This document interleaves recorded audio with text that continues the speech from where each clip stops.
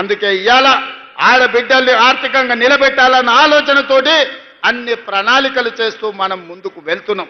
ఒక పక్కన రైతులకు గిట్టుబాటు ధర అందించడమే కాకుండా బోనస్లు ఇచ్చి రైతులకు రైతు రుణ విముక్తి చేసి రైతులను ఆదుకున్నాం. అదేవిధంగా విద్యార్థులు, నిరుద్యోగ యువకులు ఆనాడు ప్రభుత్వంలో నోటిఫికేషన్ల కోసం నిరసనలు తెలిపి ధర్నాలు చేసి అంతకంటే వెనక్కి వెళ్తే తెలంగాణ రాష్ట్ర సాధనలో ఉద్యమాలు చేసి పోరుబాట బట్టి అమరులై ఆనాడు ప్రాణాలు అర్పించే తెలంగాణ రాష్ట్రం తెస్తే ఉద్యోగ నోటిఫికేషన్లు ఆ ప్రభుత్వం ఇయ్యలేదు. కానీ మనం వచ్చిన తర్వాత మొదటి సంవత్సరంలోనే దాదాపుగా 60,000 ఉద్యోగ నియామకాలు ఇచ్చి దేశంలోనే మొదటి రాష్ట్రంగా ఉద్యోగ నియామకాలు అందించిన ప్రభుత్వ ఉద్యోగాలు 60,000, ప్రైవేటు ఉద్యోగాలు 1,00,000 ఉద్యోగాలు. ఈ మొత్తం 16 నెలల్లో 1,50,000 ఉద్యోగాలు అందించి ఈరోజు నిరుద్యోగులను ఆదుకున్నాం. ఆనాటి ప్రభుత్వంలో నోటిఫికేషన్ల కోసం చిక్కడపల్లిలో ధర్నాలు జరిగేది.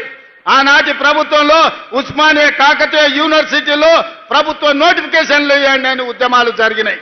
కానీ మన ప్రభుత్వంలో నోటిఫికేషన్లు ఇస్తుంటే మీద నోటిఫికేషన్లు ఇస్తే మాకు కష్టమవుతుంది, నిదానంగా నోటిఫికేషన్లు ఇవ్వండి, నోటిఫికేషన్లు కొన్ని తగ్గించండి అని చెప్పి ధర్నాలు చేసే పరిస్థితి వచ్చింది. దేశంలో ఎక్కడ కూడా ఇస్తున్న నోటిఫికేషన్లను కొంత వాయిదా వేయమని ధర్నాలు జరగలే.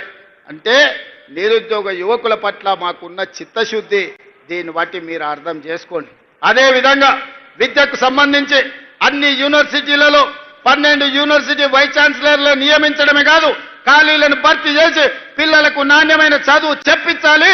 పిల్లలు చదువుకున్నప్పుడే ఈ దేశ భవిష్యత్తు తరగతి గదుల్లో ఉంది, వాళ్లకు నాణ్యమైన విద్యను అందించండి, అప్పుడే ఈ రాష్ట్రం దేశానికి ఆదర్శంగా ఉంటుంది అని చెప్పి ఉద్యోగ నియామకాలు చేపట్టినాం.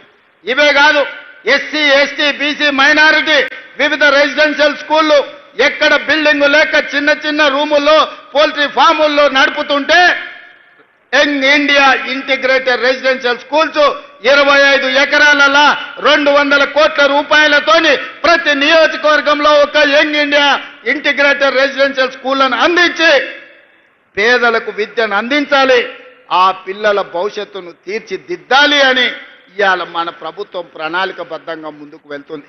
మిత్రులారా, ఇవాళ ఆలోచన చేయండి.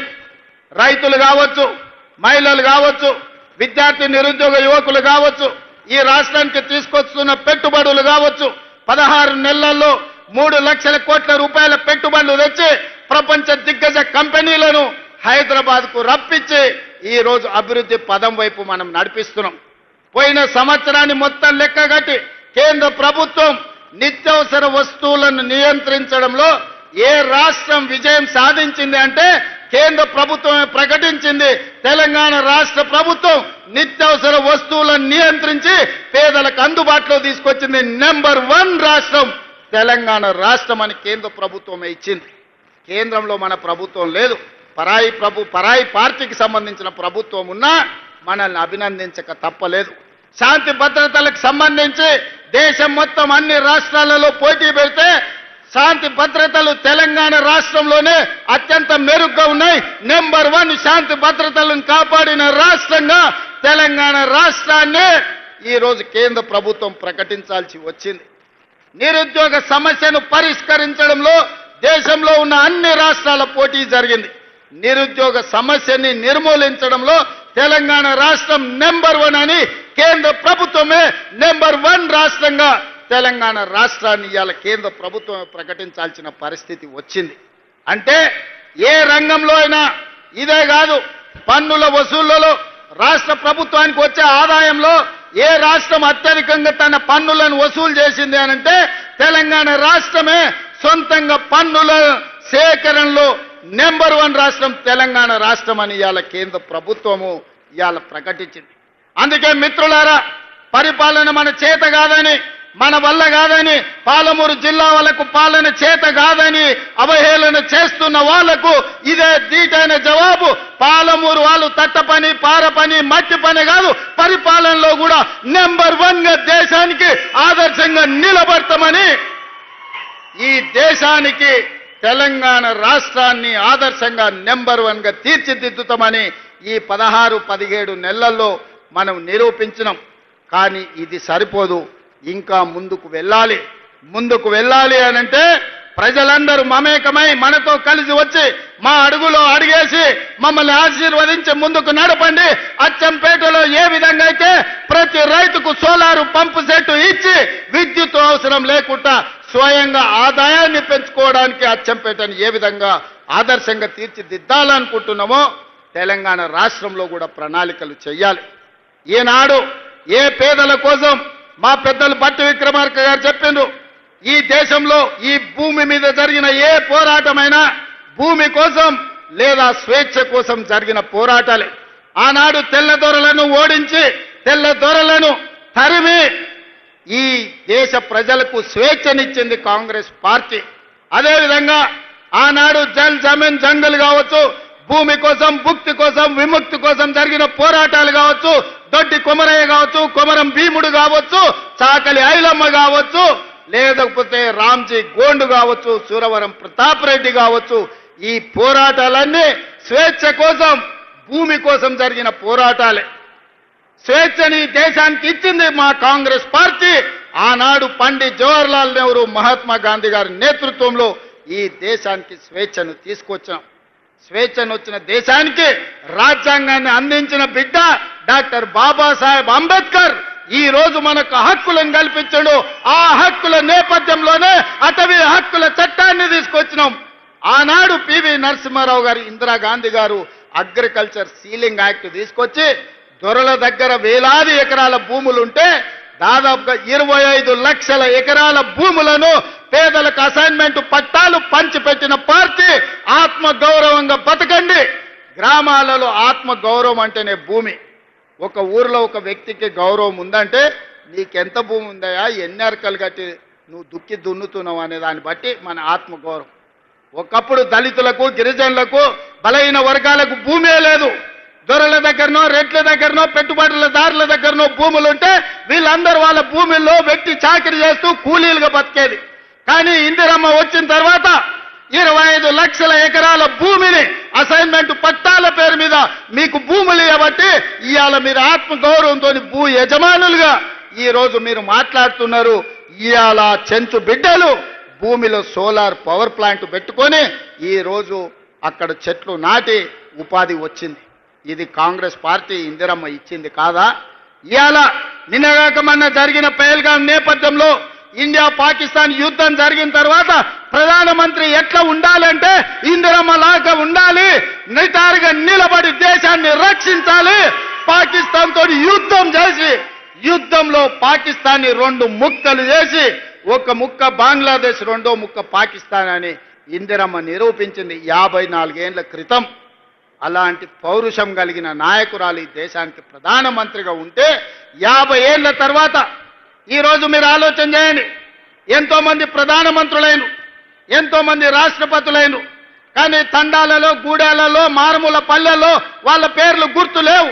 కానీ ఏ గూడెంలో ఏ ఆదివాసి దగ్గరికి వెళ్ళి వాళ్ళని తలుపు తట్టండి, వాళ్ళ గుండెలోకి తొంగి చూడండి, వాళ్ళ గుండెల్లో ఇందిరమ్మ ఉన్నదా లేదా 50 ఏళ్ల తరువాత కూడా ఇవాళ పేదోడి గుండెల్లో, తండాలలో, గూడాలలో ఇందిరమ్మ ఉన్నది అంటే మన అమ్మ కంటే ఎక్కువగా మనల్ని ప్రేమించింది, మన బాగు కోరుకున్నది, మన బతుకులు బాగు చేసింది. అందుకే ఈ రాజ్యం ఇందిరమ్మ రాజ్యం.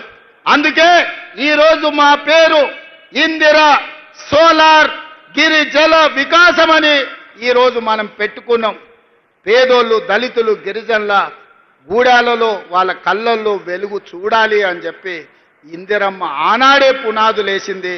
ఆ ఇందిరమ్మ వారసులుగా ఈరోజు మేము మీ ముందుకు వచ్చి నిలబడ్డాం. సోదరులారా, ఇవాళ మీరు ఆలోచన చేయండి. 10 ఏళ్ళు తెలంగాణ రాష్ట్రంలో ఏ ఒక్కనాడైనా ముఖ్యమంత్రి వచ్చిండా, గిరిజనులను కలిసిండా? ఇప్పుడే మా సీతక్కతో అడిగిన, ఒకనాడు తాడ్వాయి మండలంలో ములుగు నియోజకవర్గంలో గిరిజనులు ముఖ్యంగా అక్కడ ఉండే గొత్తి కోయలు పొలం దున్నుకున్నారని ఆడబిడ్డల్ని చీరలిప్పి చెట్ల కట్టేసి కొట్టే ఆనాడు 20 కిలోమీటర్ల అడవిలో నడుచుకుంటే నేను సీతక్క పోయి ఆనాడే చెప్పినాం, ఈ గిరిజనులకు అండగా నిలబడతాం, ఈ గిరిజనులు ఆదుకుంటామని.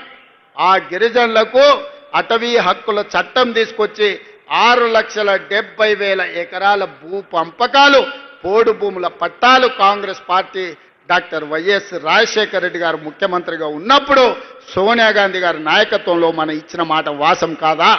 అందుకే ఇవాళ ఈ నల్లమల్ల డిక్లరేషన్లో నేను మాట ఇస్తున్నా.